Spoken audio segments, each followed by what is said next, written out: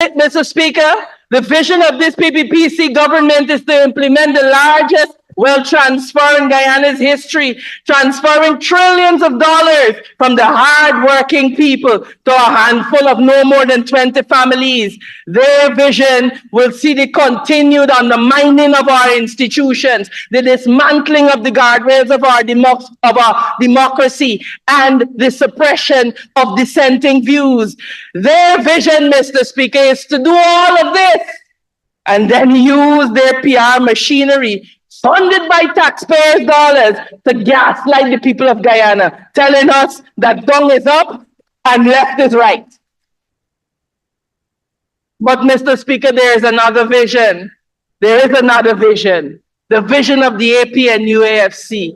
And, Mr. Speaker, our vision with the people of Guyana at its center sees a Guyana where the Guyanese spirit is strengthened and national unity is fostered and patriotism is perpetually promoted. Our vision sees a Guyana where no Guyanese man, woman, or child will ever go hungry, because we will implement a needs-based food voucher program for low-income and no-income Guyanese. Our vision, sir, sees a Guyana where parents will not have to worry about affording transportation for their children to attend school, because we will implement a needs-based transportation voucher system for our children. Mr. Speaker, our vision sees a Guyana with free education from nursery to university for all Guyanese, and will see the University of Guyana receiving adequate funding to increase its talent pool, to enhance its talent,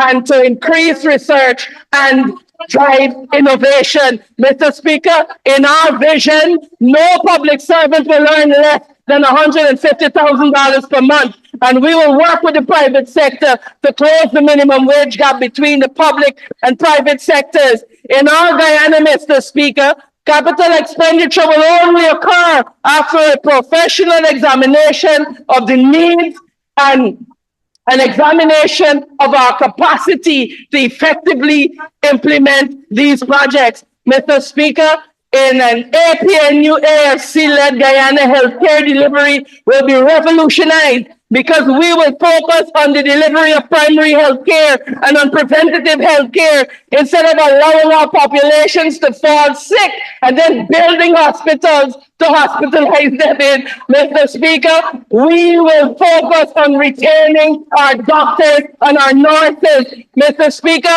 our vision will make Guyana the breadbasket for Guyanese and for the Caribbean, because we will invest in agriculture and we will champion the growth of the non-oil sector. Mr. Speaker, our vision for Guyana will reverse the dreaded oil curse. Mr. Speaker, our vision for Guyana will see a professional government with professional government agencies and interventions necessary to improve efficiency. Mr. Speaker, this will include the re-establishment of a public service training institute. In this Guyana, we envision, Mr. Speaker, that Guyanese will know that agencies such as the Guyana Police Force are actually there to protect and serve them, and not to serve the dictates of the political classes and the elite. Mr. Speaker, I want to break it down for us so that it will consistently and forever be broke. The PPPC is bad for Guyana. They are bad for the people of Guyana. They are bad for business.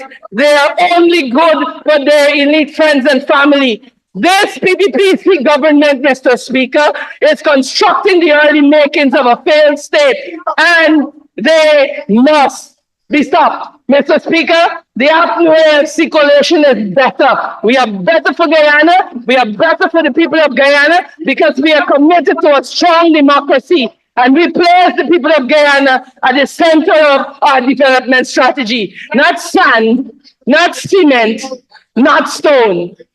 Mr. Speaker, for all of the foregoing reasons, and while I am deeply appreciative of the work done by our staff at the Ministry of Foreign Affairs, I cannot support the 2024 budget, rather, as it has been presented to this honorable House. Mr. Speaker, I thank you.